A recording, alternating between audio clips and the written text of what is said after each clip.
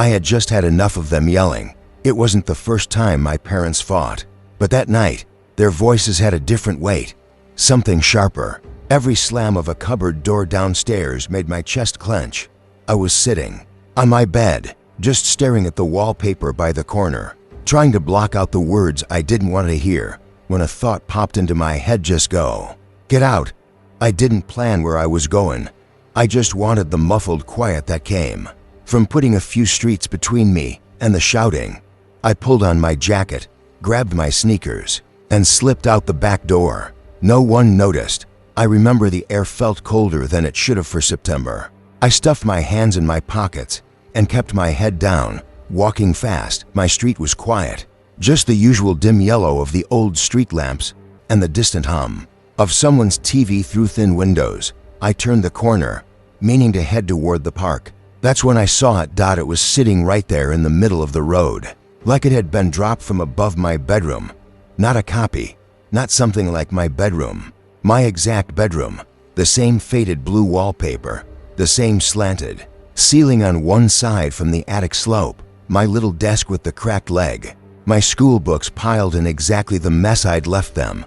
It wasn't inside anything, no walls around it, no floor beyond what I knew as mine, just my room under the open night sky, lit from within by my lamp. I froze. My first thought wasn't even fear, it was confusion so sharp it made my eyes water. I remember thinking, did I leave my light on? Like that even mattered when the whole damn thing was out here. I stepped closer, slow, my shoes making that gritty scrape on the asphalt. The street around it was completely empty. No cars, no people, no sound, except this faint, high whine in my ears that might have been my own blood rushing. I could see through the doorway well, not a doorway. There was no door. It was just open, and I could see my bed. Someone was in it. The covers were pulled up to their chest, exactly how I leave them. The pillow was dented in the middle under their head. Their face was turned toward the wall, so I couldn't see who it was. They were breathing slow, steady, like they were sleeping. And then I noticed something. Whoever it was, they had my hair, the exact same messy, too long hair that always falls into my eyes. I swear my legs almost gave out. My brain just kept trying to put it into words it could understand. Someone is in my bed. My bed is here. None of this makes sense. I whispered, hello. I don't even know why. My voice came out shaky, like I was afraid to be too loud. The figure didn't move. I took another step, then another, until I was close enough to see the little chip in my bedside table. It was the exact same. The clock on it was ticking, even though it had been dead for weeks. I leaned a little to the side, trying to see the person's face. That's when their breathing stopped. Not like they woke up, just stopped, completely. My stomach dropped so hard it hurt. I said, hey, louder this time, but they didn't react. I couldn't hear anything from them now. No movement, no shift of the covers. It felt like the whole street had gone still in that moment. Then they rolled over. It was me, my own face, pale and slack, eyes closed, lips just barely parted. And I don't mean someone who looked like me. I mean it was exactly me, down to the tiny scar on my chin from falling off my bike when I was 9. I stumbled back so fast I nearly tripped. My head felt light, like I was going to pass out. My first stupid instinct was to look back toward my real house, like maybe this was some kind of prank. But the street was still empty. When I turned back, my other self's eyes were open.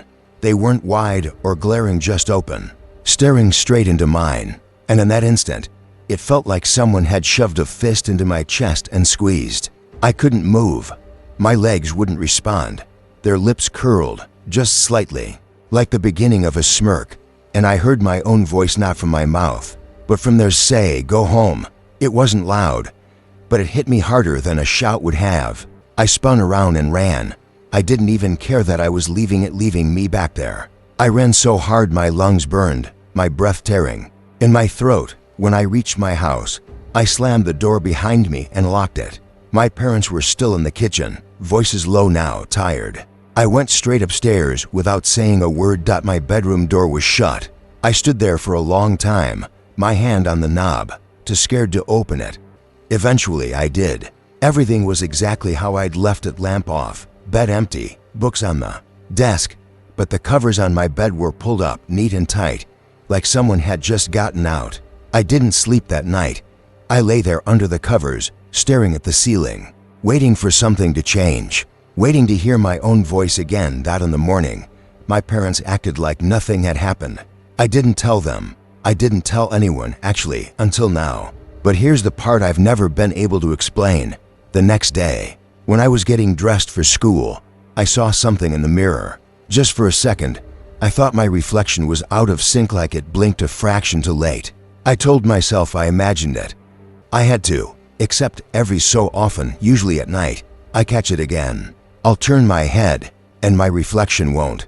Or it'll smile when I'm not. And I know no matter how much time passes that one night, I'm going to wake up and find my room somewhere it shouldn't be. And this time, I won't be the one standing outside. Story number 2. I was only planning to be out for 20 minutes. Just enough to stretch my legs and get away from my flatmate's endless lockdown, baking experiments. You couldn't walk into the kitchen without getting a lecture on sourdough starters. So, yeah, I grabbed my jacket, slid my mask into my pocket, and slipped out around midnight, figuring I'd do a loop around a few quiet streets near the uni.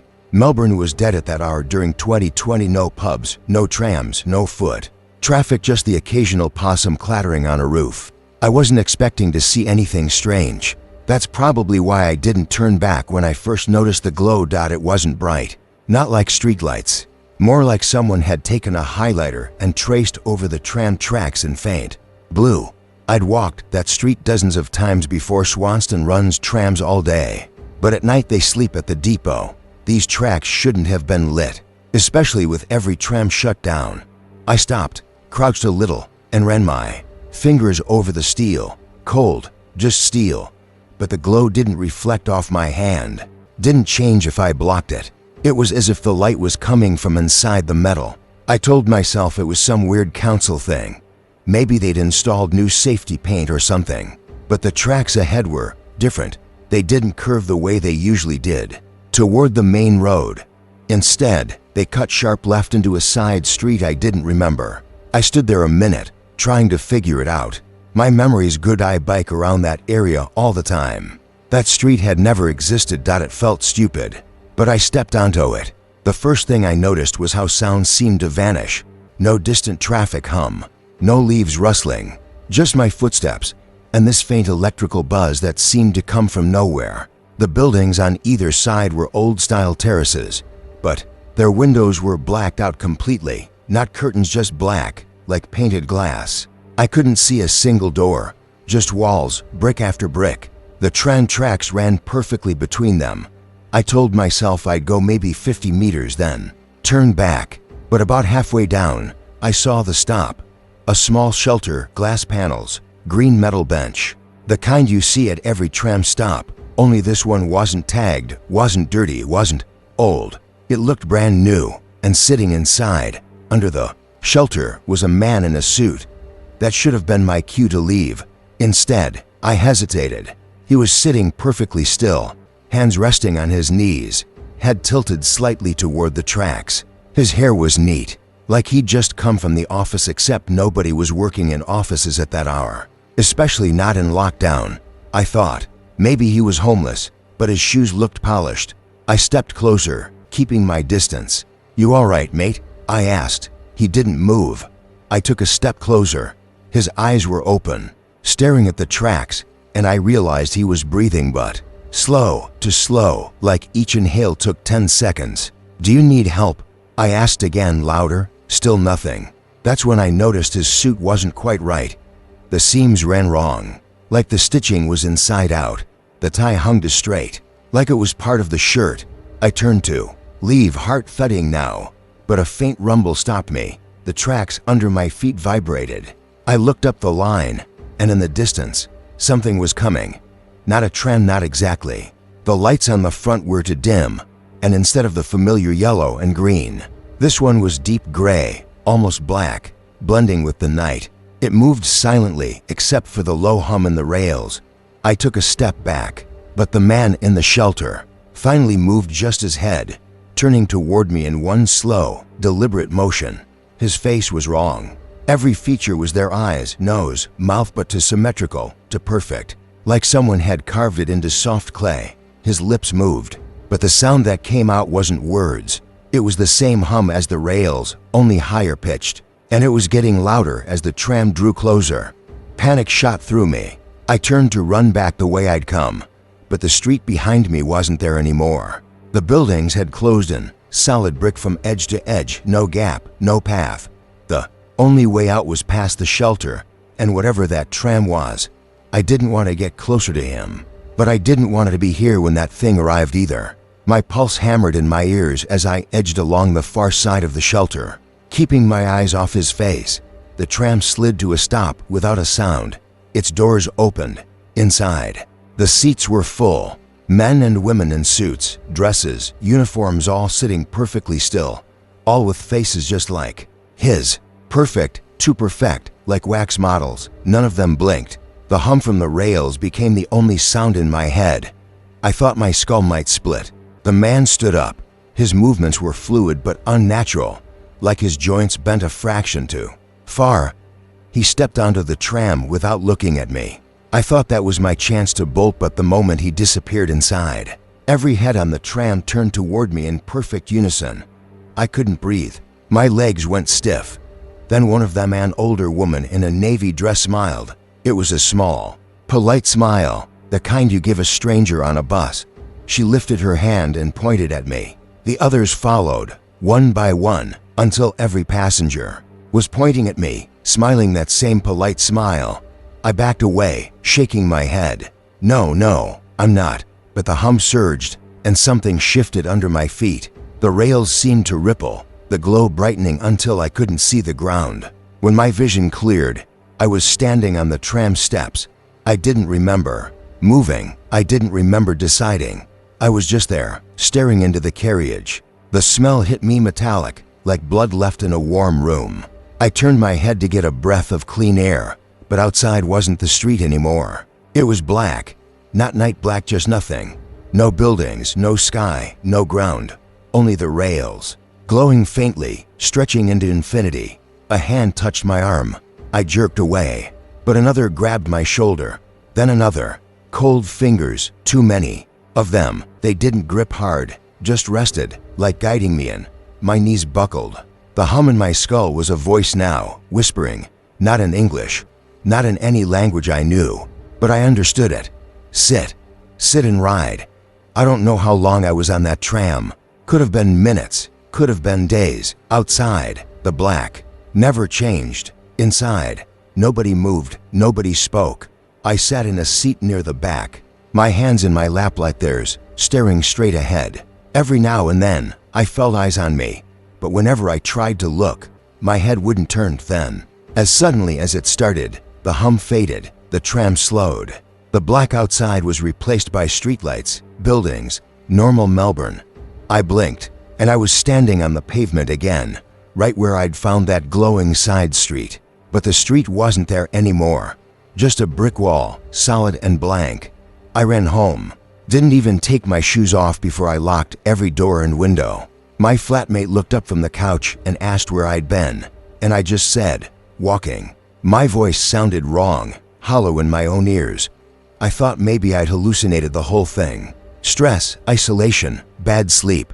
I even convinced myself of it for a while until I changed clothes for bed. My jacket, the one I'd been wearing, had a ticket in the pocket. Small, square, pale gray, no date, no words. Just a number, 47. The paper was warm. And here's the part I don't like telling because it sounds like the kind of lie people make up to scare you, but for the last 3 nights, I've woken up sitting in the dark, wearing my jacket, with my shoes on, and the ticket in my hand. The number changes every time.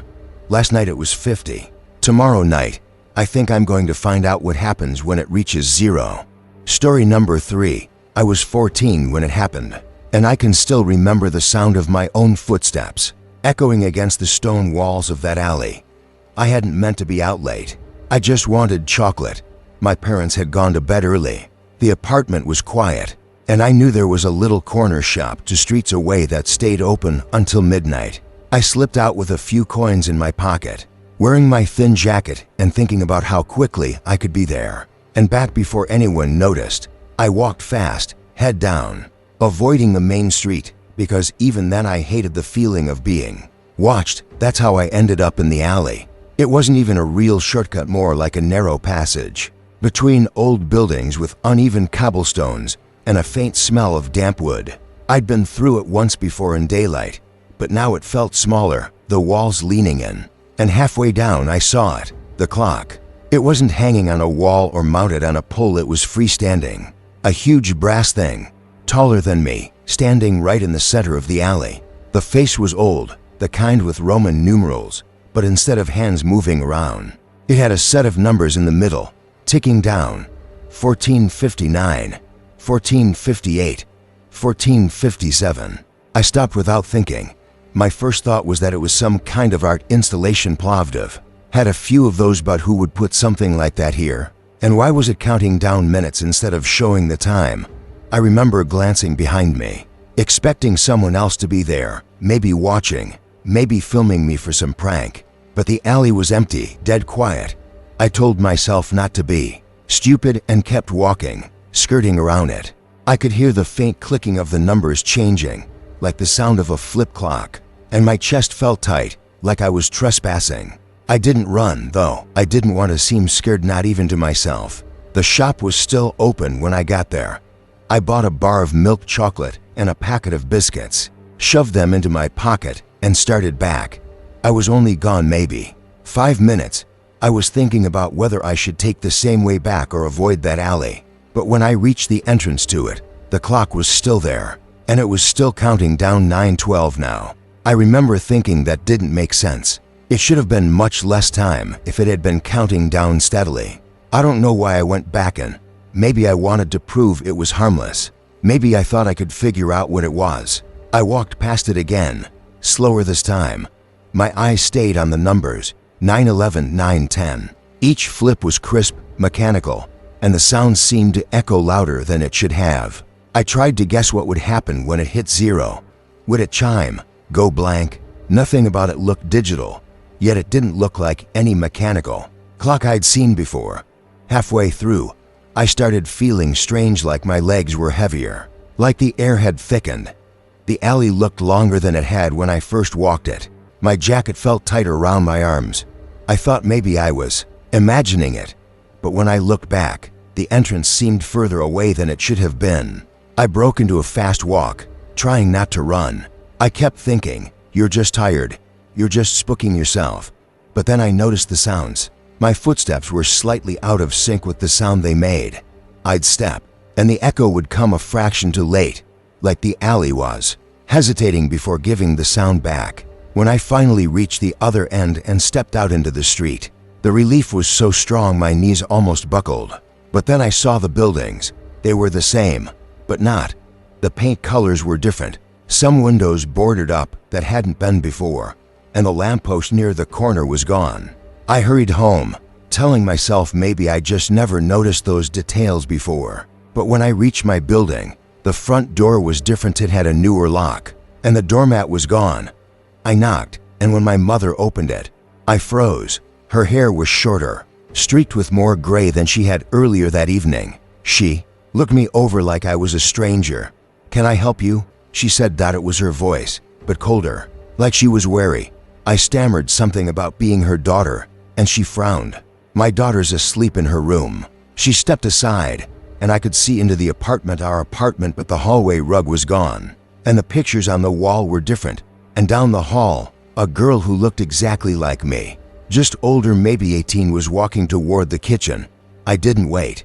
I ran down the stairs, out the door, into the street.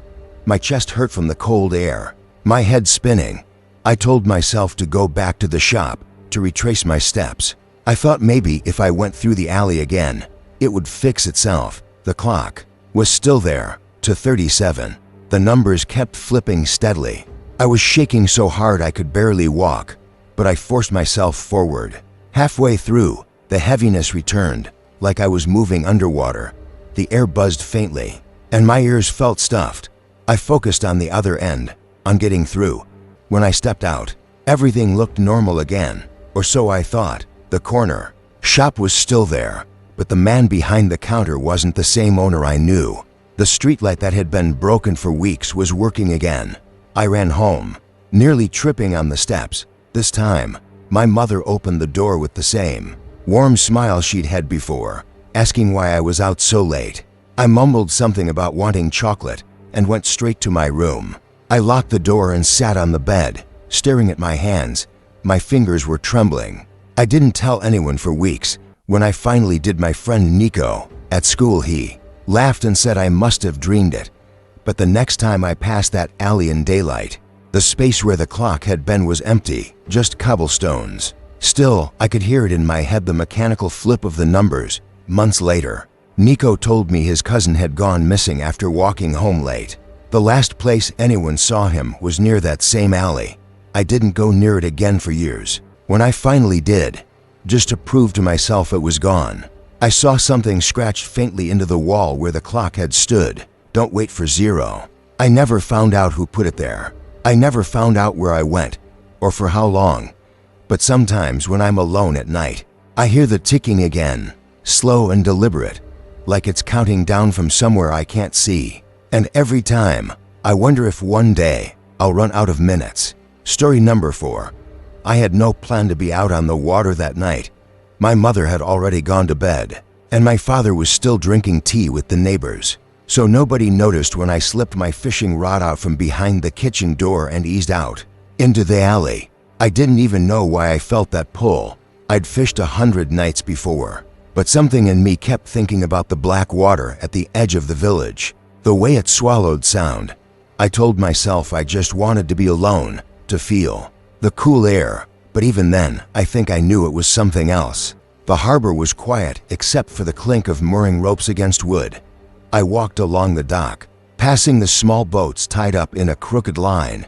At the far end, under a single yellow bulb that hummed with flies, I saw them, 6 men on a long wooden fishing boat, their silhouettes moving in rhythm as they set up nets. I recognized a few faces from the market, thin, weary men with sunburned cheeks and the kind of hands you only get from years of pulling lines. They weren't from my part of Da Nang. They came from a smaller fishing community up the coast. One of them, a heavy man with a scar running from his ear to his jaw, noticed me watching. He gave a slight nod, not friendly but not unfriendly either, and went back to his work. I sat on the edge of the dock, dropped my line into the water, and kept half an eye on them. Their boat rocked gently, the water slapping against its sides. Every so often one of them spoke, his voice low and sharp, like they didn't want anyone else to hear. 15 minutes passed, my float barely moved, and I was starting to think I'd head home when something strange happened. They all stopped at once. 6 men froze, hands half raised, nets dangling in midair. I thought maybe they'd seen something in the water, but they weren't looking down. They were looking straight ahead, beyond the prow, into the dark. I squinted but saw nothing but black water and the faint ripple of current dot in the air. Seemed depressing, like when a storm front rolls over the bay. The hairs on my arms lifted. No wind, no sound, just that pressure. I opened my mouth to call out, but before I could, they moved, not toward me, not toward the water, but forward in unison. Stepping to the very edge of the boat, the heavy man with the scar leaned slightly, like he was listening to someone just below the surface. One by one, the others did the same. My chest tightened.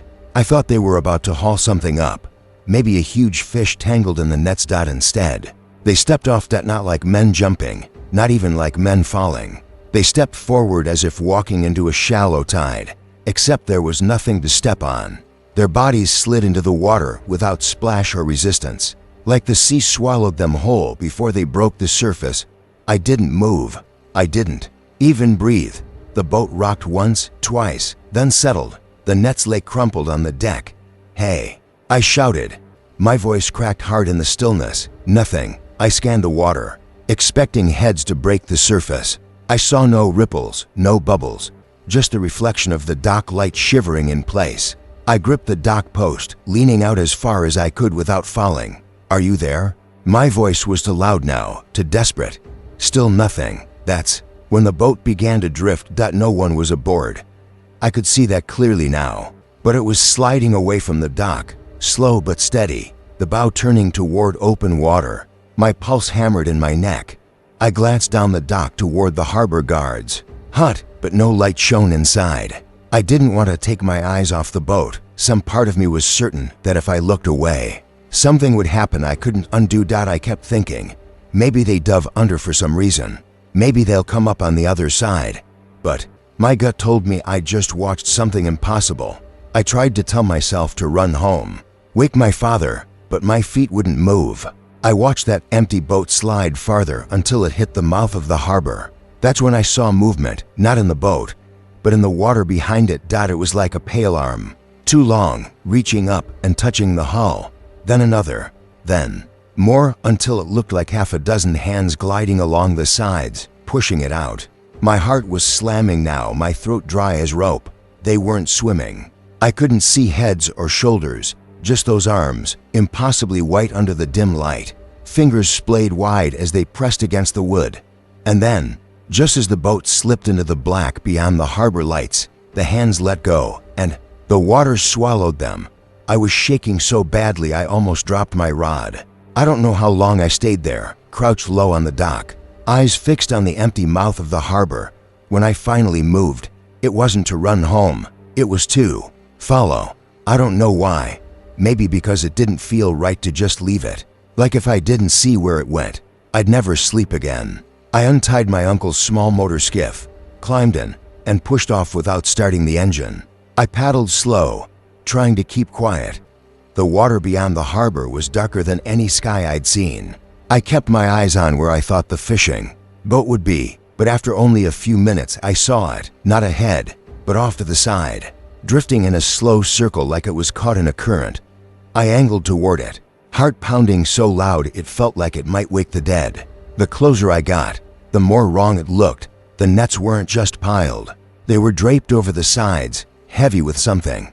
I thought it might be fish, but as I drew alongside, I realized the shapes tangled in the mesh weren't moving. And they weren't fish, they were the men. Their faces were turned upward, eyes open but clouded. The skin on their arms and necks had gone pale and swollen, as if they'd been under for days, not minutes. And yet, I swear, I saw one of their chests rise, slow and shallow, like a sleeping breath. I choked on the bile in my throat. My first thought was to pull them up, get them onto my boat, but the nets seemed fused to the wood, like they'd grown there. My fingers brushed the heavy man's arm. It was cold as the water itself. Then, from somewhere below, something brushed the bottom of my boat. Not a fish, not a wave, something deliberate. A long scrape that traveled from stern to bow. I jerked my hand back and scanned the water. That's when I saw the faces. Not the fishermen's. These were deeper, maybe 2 or 3 meters down, pale and expressionless. Their eyes fixed on me. The water distorted them, but I could still see the mouths moving, like they were speaking to each other. My whole body locked. A sudden tug rocked my skiff. I looked down in time to see a hand gripping the side.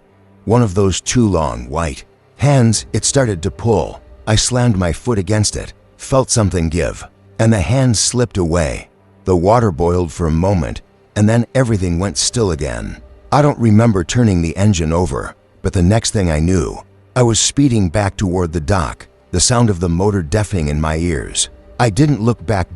By the time I reached the village, the harbor guard was at the dock, yelling at me for taking the skiff. I tried to tell him what happened, but the words tangled in my throat. He didn't believe a word. Of course, we went back out with a few men at first light, but the fishing boat was gone. No sign of the men, no sign of the nets. The guard said maybe they'd been drunk and fallen overboard. I knew better. I knew what I saw. I didn't fish again for almost a year. Even now, if I'm near the water at night, I can't help but scan the surface, half expecting to see pale arms breaking it, reaching for me. And sometimes, late at night when the tide is still, I hear it, the faint scrape of something moving along the hulls in the harbor, slow and patient, like it's feeling for a way in. I never go to check. Not anymore. Story number 5. I was 17 when it happened, and I'd never told anyone the full thing before because even now, when I think about it, I get that prickling at the back of my neck, like I'm still there, It was late summer, 1988, and there was a traveling fairground set up just outside Dundee. The kind that comes once a year with all the noise and lights you can see from the edge of the city. It was closing night, and they'd packed up early because of rain during the day. That's what made it strange. Later that evening, from my bedroom window, I could still see the lights flashing faintly on the horizon. I didn't think much of it at first. I figured they were just taking their time tearing things down. But my mate Callum had this idea. Let's go check it out. Nobody'll be there. We can mess around. Maybe nick a few prizes. Stupid, I know. But we were bored, and that sort of boredom makes bad ideas sound fun. We met up with two other friends, Jen and Alistair, at the end of my street. It was just after midnight. I remember feeling that tight excitement you get when you're sneaking out and you're not supposed to. The walk took us 20 minutes, and the closer we got, the clearer the flashing lights became. Reds, yellows, blues, chasing each other across the rides. But there was no sound, no music, no shouting, not even the mechanical grind you usually hear when those rides are moving. When we reached the edge of the field where the fairground had been set up, we stopped. All of it was still there, the Ferris wheel turning slowly, the waltzers spinning, the swing chairs drifting in wide circles. Everything lit up like it was open for business, but there wasn't a soul in sight. No one operating the rides, no one riding them, just movement and color in silence. I felt uneasy straight away. I remember saying, "That's not right. They can't run them without someone there." Callum grinned like I was overreacting. Maybe they left them on to test something. Come on. He started walking toward it, and because none of us wanted to be the one to chicken out, we followed. Crossing the field, I realized it was more than just quiet. There wasn't any wind, even though the swing chairs were moving like they should have been catching a breeze. My trainers sank slightly into the damp grass, and I could hear that, my own steps. Jen's breathing beside me, louder than anything else. The silence wasn't just absence of noise. It felt like it was pressing in, swallowing up sound before it could travel. We reached the first row of stalls. The hook-a-duck game had ducks bobbing in their little water channel, the plastic rings glinting under the bulbs. The water didn't ripple, yet the ducks moved as if pushed along by a current. I leaned in, and my own reflection in the water looked strangely distorted, like the surface was thicker than normal. Alistair said, "This is mental," but his voice was quiet, almost muffled, even though he was standing right next to me. I was about to answer when Callum called from further ahead, "Come see this." He was standing at the waltzers. The cars were spinning around the platform, but there was no one in them, no operator at the booth. They moved in perfect, repeating patterns, never slowing down. I watched them for maybe 30 seconds, before realizing the same red car passed us every 9 seconds exactly. I counted every time. The same 9 seconds, no variation, no speed change. That's when Jen grabbed my arm and said, "Look." She was pointing toward the Ferris wheel. It was turning slowly, and in one of the top carriages, there was a shape, not a person exactly. It was dark, but the outline wasn't quite right. Too still, too upright, like a mannequin. But the moment I stared at it, it turned its head toward us. I know it turned. There was no wind up there, nothing to make it sway, and the movement was deliberate. We all froze. I wanted to tell myself it was just a trick of the light, but even in the gloom, I could see the pale oval where a face should be, and it was facing us. Callum tried to laugh it off, but it came out thin, probably just a dummy they forgot to take down. But he didn't go closer. Instead, he suggested we check out the FUNHOUSE. The steps up to it felt spongy underfoot, and the handrail was oddly warm, like someone had been holding it just before me. Inside, the lights were on, the mirrors gleaming.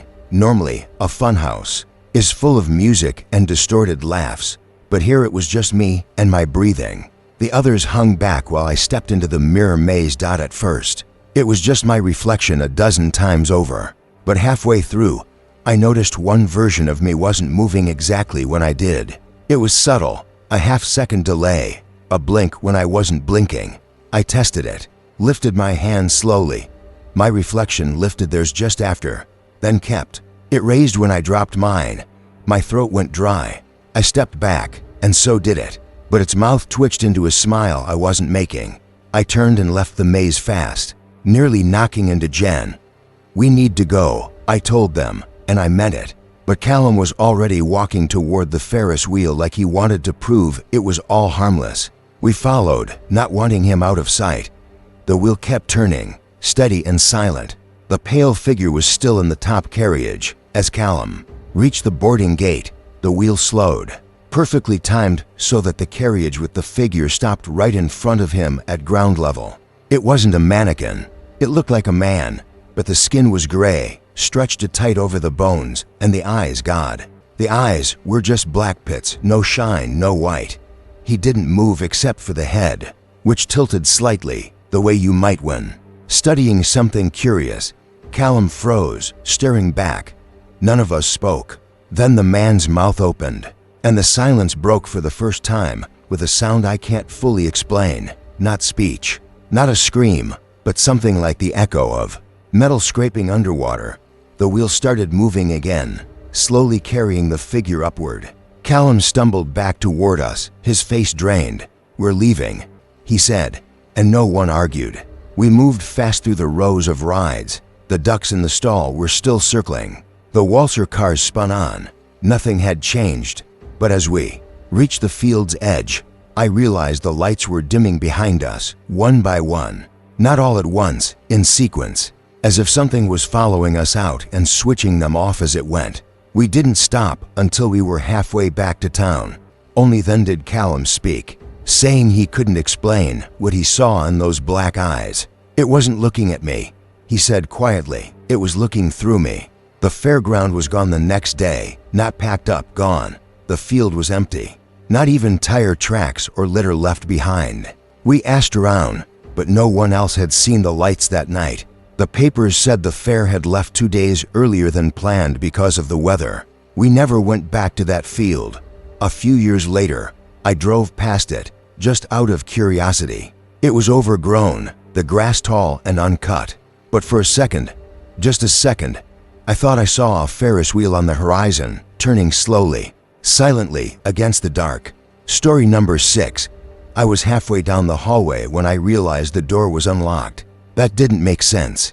The caretaker in our dorm was obsessive about locking the building's storage and maintenance rooms, and this door on the far end of the ground floor had been shut every night since I'd moved in. I didn't have a plan when I reached for the handle. I just wanted to see what was behind it. My sneakers barely made a sound on the old linoleum, and when the door opened without resistance, I felt this rush in my chest like I'd just gotten away with something. Inside, it smelled faintly metallic, like wet coins. I expected a supply closet or a boiler room, but there was a stairwell instead. Not a normal one. The walls were cement, painted a pale green that had faded into something close to gray. The air was still and thick, and I swear it was warmer in there than in the hallway. I stepped inside and looked down just a normal set of stairs leading to a small landing. No markings, no signs. I told myself I'd just go down one flight. Just to see. The first thing I noticed when I reached the landing was the plaque. It was small, like the kind you see in old elevators, bolted into the wall. 2015. I thought maybe it was a year marker from when the building had been renovated. I went down the next set of steps. The next plaque said 2014. I remember laughing, but it wasn't a real laugh. It came out short, nervous. I was thinking maybe this was some quirky art project. I kept going, glancing behind me every so often, and with each floor, the number went down. 2013, 2012, 2011. The numbers were perfectly centered, perfectly clean, even though the walls were scuffed and stained. Somewhere around 2008, I started noticing other changes. The fluorescent light above each landing flickered slightly, but not in a broken way. It was too slow, too deliberate. And the air, it felt heavier, like walking into a basement full of damp cardboard. I told myself I was just imagining it, that the air was probably stale because the place was sealed off. At 2003, the sounds from the dorm, distant voices, the faint hum of the radiator were gone.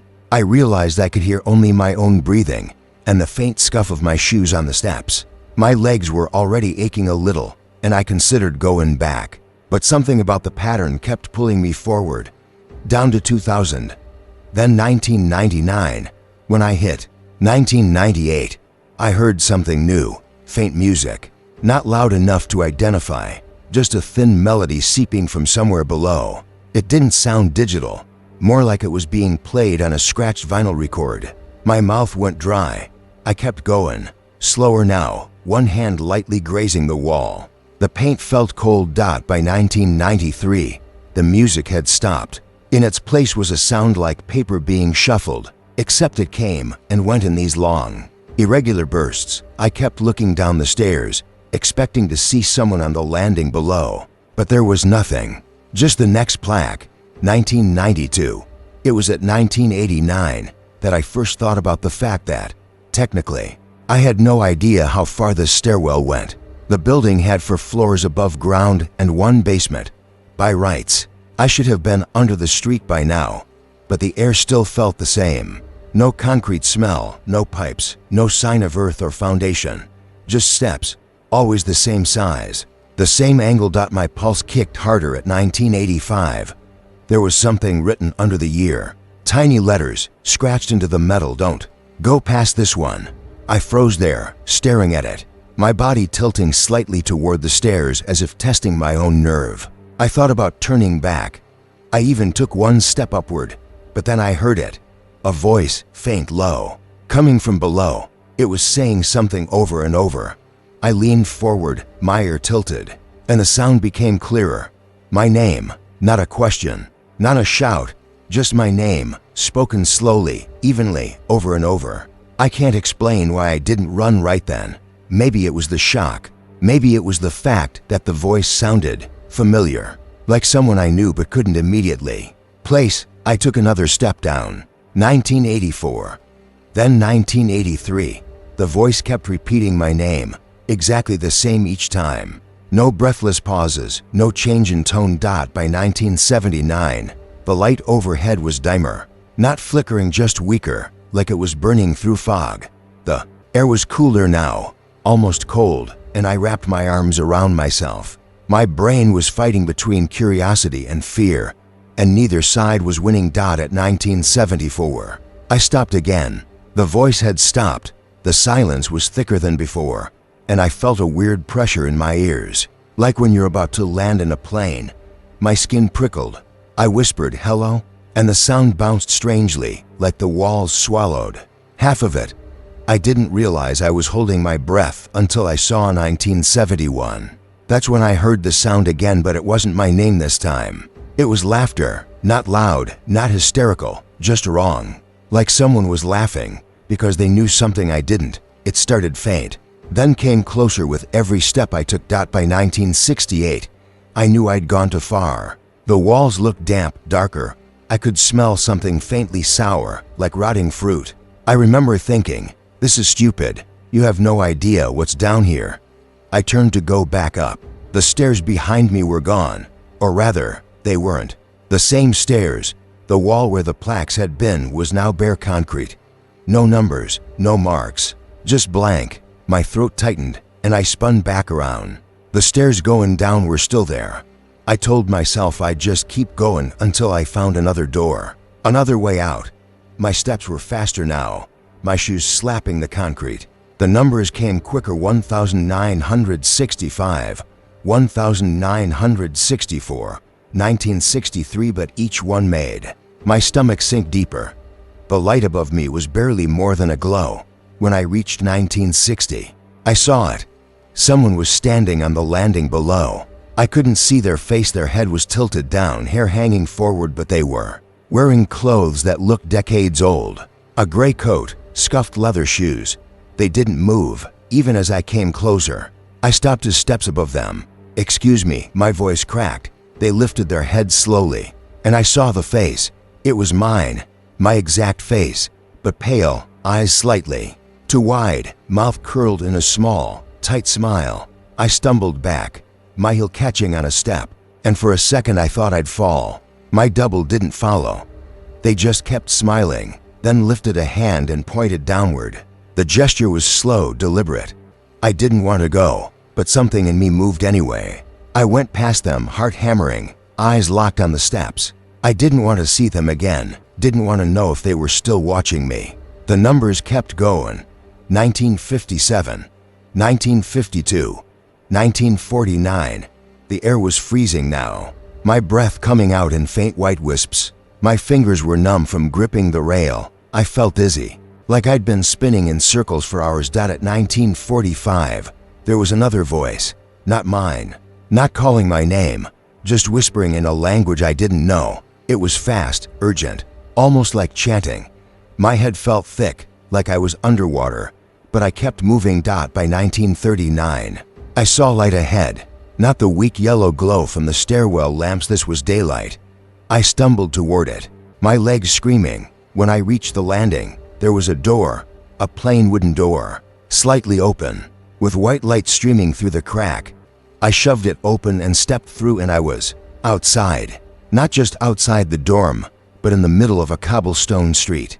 People were walking past in clothes I'd only seen in history books. Wool coats, brimmed hats, long dresses, cars boxy, chrome-trimmed rolled slowly by. No one looked at me. I turned back. The door was gone. Just a brick wall where I'd stepped out. My breath caught. I stood there for maybe a full minute before I started walking.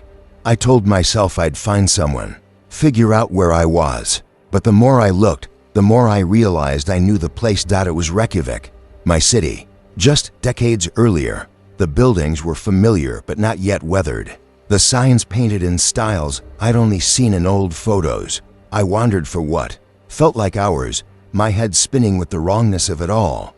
Eventually, I saw the dorm building, or rather, the construction site where it would someday be. Workers were hauling timber, shouting to each other in Icelandic. I didn't go closer. I couldn't. I don't remember making the decision, but I started walking back toward where I'd come out. I traced my steps, found the brick wall, and pressed my hands against it. This time, there was a door, the same green-painted metal door from before. I yanked it open and stepped into the stairwell. The numbers were back, only now they were going up. 1940, 1945, 1951. I ran, barely feeling the steps under me, my lungs burning. I passed decades in seconds. When I reached 1985, I didn't slow down.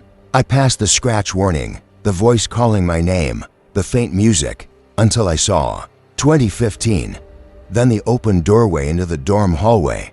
I stepped out, slammed the door, and leaned against it, shaking. Everything sounded normal again. Voices from upstairs, a radio from one of the rooms, my breathing, ragged but steadying. I never told anyone. I never went near that end of the hallway again, and I never found the door unlocked after that night. But sometimes late at night, when the dorm is quiet, I swear I hear footsteps in the stairwell, coming up. Story number 7.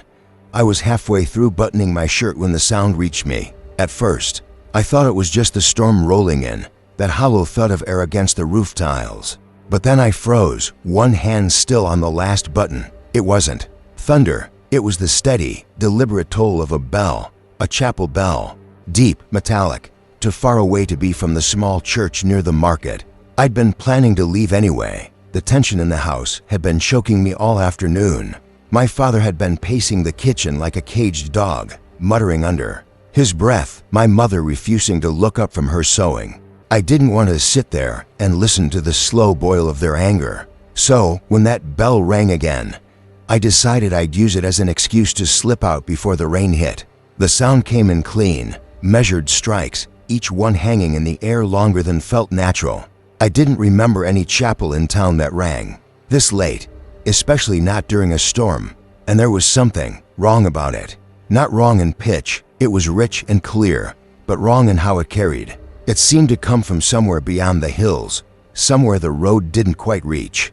I stepped outside and shut the door quietly so my father wouldn't call after me. The street was empty, the air heavy with the metallic taste of rain that hadn't fallen yet. Every few seconds, the bell tolled again, drawing me along the back lanes, past shuttered windows and laundry lines pulled tight in the wind. When I reached the edge of town, I hesitated. The road ahead was dark, no lanterns, just the pale shimmer of wet stone catching stray light from the clouds. I'd walked it before in daylight. It led toward the old quarry and, further on, the ruins of the San Aurelio Chapel. But San Aurelio hadn't had a bell for decades. At least, that's what my grandfather used to say. The bell had been removed after the roof collapsed, melted down during some government project in the 50s. Another toll, closer now. I should have turned back. Every instinct told me this wasn't right, but the sound felt like a hook lodged in my ribs. I started walking faster. My shoes slipped once or twice on the slick stones, but I didn't stop. With each step, the space between tolls seemed to shrink until the rhythm felt almost urgent. By the time I saw the first outline of the chapel's walls through the trees, the rain had started, thin at first, then heavier, soaking my shirt against my skin. The chapel stood like a carcass, one wall half collapsed, the windows just empty holes. But the bell tower was there, and at the very top, through the sheets of rain, I could make out the dark silhouette of a bell swinging slowly. I don't remember deciding to go inside. One moment I was staring up at it. The next I was pushing the warped wooden door, the hinges groaning loud enough to make me flinch. The air inside was damp and sour, filled with the smell of rot. My footsteps echoed off stone and the hollow boards of what used to be pews. The toll came again, so loud it vibrated in my chest. I craned my neck toward the tower stairs in the corner. They were narrow and spiraled upward into shadow. With each step I climbed, the sound sharpened until I could hear the clapper hitting the bronze. When I reached the final step, my breath caught. The bell wasn't hanging from any mechanism I recognized. It was just there, suspended in the air, swaying as if pulled by invisible hands, and beneath it stood a man. At least, I thought it was a man. He was dressed in something old, a long, dark coat that hung limp with rain, but his head was tilted back, eyes fixed on the bell. His lips moved, forming words I couldn't hear over the tolling. I opened my mouth to speak, but the bell stopped mid-swing, just froze. The silence hit so abruptly I could hear the rain on the roof. Again, the man turned his head toward me. His face was wrong in ways I can't fully explain. The features were there, eyes, mouth, nose, but it was like they didn't belong together, like they'd been placed without care. "You came," he said. His voice was low, flat, as if stating a fact. I didn't answer. My legs were tense, ready to run. "They don't hear it anymore," he went on. "Not since the night they locked it away." I took a step back toward the stairs, but my heel hit the top step wrong, and the wood gave a soft crack. His gaze didn't follow my movement. Instead, he raised his hand and pointed to the bell. "It calls only for those who remember." "I don't remember," I blurted. "Yes," he said, "you do." The bell swung again, once, without sound. Then it rang, not in the tower, but inside my skull. The sound filled me, pressing against my thoughts until they bent around it. And then I was somewhere else. I was standing in the chapel, but it wasn't ruined. Light streamed through colored glass, dust motes swirling in the beams. People filled the pews, their faces calm but fixed. Forward, at the altar stood a younger version of the man from the tower, speaking words I couldn't catch. The bell rang once, and everyone's heads turned in perfect unison toward the door. It opened, and for men dragged in someone I knew, my grandfather. He was younger, maybe my age. His face was bloody, his shirt torn. The crowd didn't react, not a sound. The man at the altar nodded once, and the bell rang again. My grandfather screamed, not a scream of fear, but the kind you make when you know something final is about to happen. They pulled him toward the base of the tower. I wanted to move, to shout, but I was frozen. The bell tolled again, and the vision, memory, dream, whatever it was, shattered. I was back in the ruined tower, rain dripping through a hole in the roof. The man was closer now, his hand outstretched. "You carry it," he said. "It doesn't stop until it's passed on." I shook my head, but my throat felt tight. "What are you talking about?" He didn't answer. Instead, he stepped aside, revealing something at the base of the bell. A small wooden box, warped and dark with age. My name was carved into the lid. Not scratched, not written, carved. Deep, clean, as if done by someone who had all the time in the world. I couldn't move. The air around me felt heavy, pressing me toward it. The man said, "Once you've heard it, you can't unhear it. You can only keep it quiet for a while." Lightning flashed through the broken roof, and for a split second, I thought I saw my grandfather's face in his.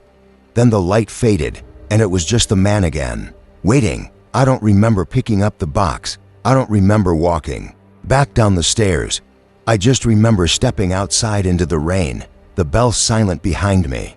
The road back to town felt longer, every shadow stretching to far, every sound a half second too late. When I got home, my parents were sitting in the kitchen. My father looked up, and for a moment, I thought he was going to yell at me for leaving. Instead, his face went pale. "Where did you get that?" he asked. I looked down. I was still holding the box. "It was in the chapel," I said. "My mother's." Hand shot out, gripping my wrist. "You didn't open it, did you?" "No," I said. Why? She let go, stood, and walked out of the room without a word. My father followed, leaving me alone. I sat at the table, the box between my hands, my shirt dripping onto the wood. I didn't sleep that night. The bell didn't ring, but every so often, I'd feel the vibration in my chest like a faint echo waiting to surface. By morning, the storm had passed, and the world outside was back to normal. People went to work, children ran through the street, vendors set up their stalls.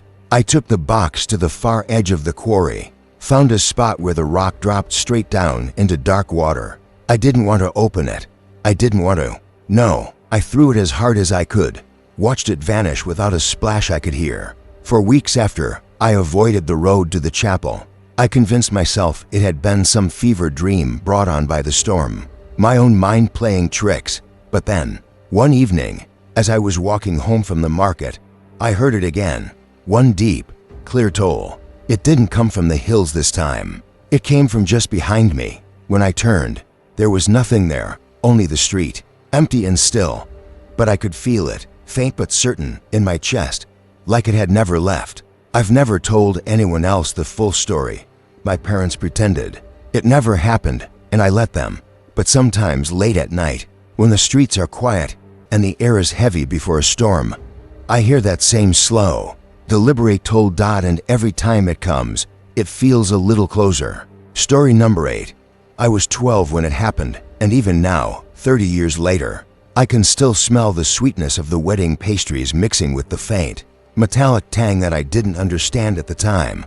The festival was still going on in the main square, music echoing through the narrow streets of and my parents thought I was asleep in my uncle's house.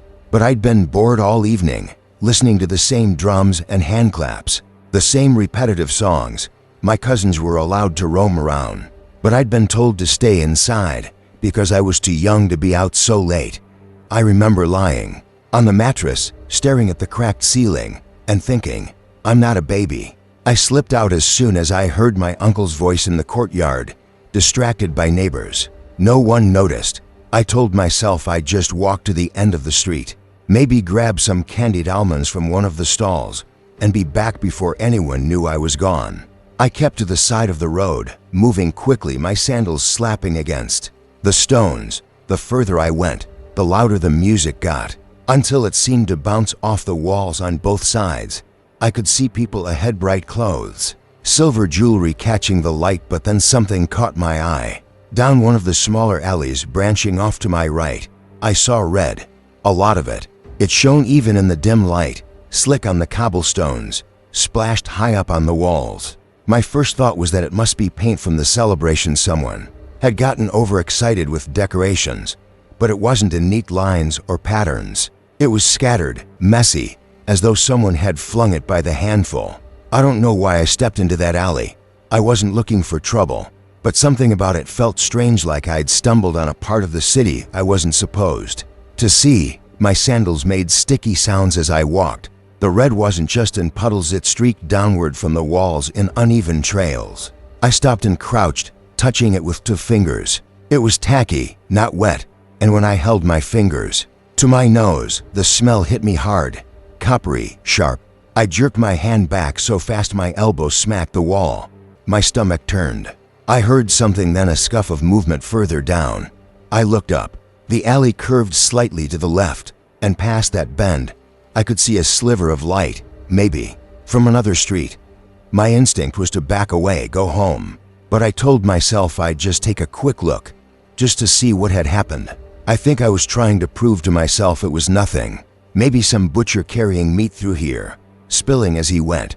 My heart was beating fast, though not as I turned the corner. I saw a man standing with his back to me.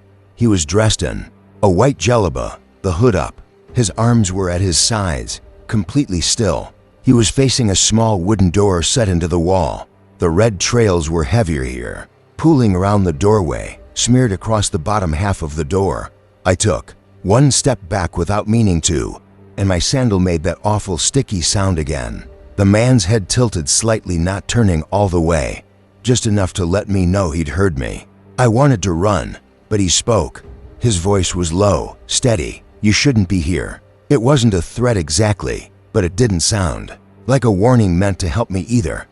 He didn't move toward me, and for a second, I thought maybe I could pretend I hadn't heard him and just walk away. But before I could, the door in front of him opened a crack. A woman's hand came out, pale and trembling, gripping the frame. I caught a glimpse of her face, her eyes wide, lips moving, but no sound coming out. The man raised one hand slowly, and she stopped moving, hands still on the wood. My body decided before my brain did. I turned and bolted back the way I'd come. My sandals slapped hard against the stones, my breath loud in my ears. The music from the square was still playing, but it felt far away, like it was coming from underwater. I didn't stop until I reached the main street, and even then, I didn't slow down until I was back inside my uncle's house. I crawled under the blanket, fully dressed, pretending to be asleep when my mother peeked in an hour later. The next day, I told myself I'd imagined it. I convinced myself it was a butcher's alley, that the woman was fine, that the man was just telling me to go home because I was a kid somewhere I shouldn't be. But 2 days later, I overheard my uncle talking in the courtyard. He was telling another man about a problem near the tannery.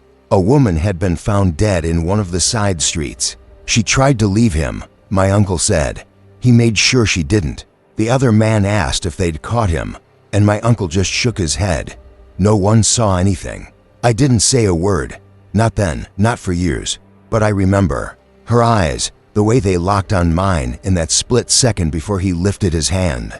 And I remember the red on the walls. It hadn't been there to celebrate anything. 5 years later, when I was 17, I went back to FS on my own.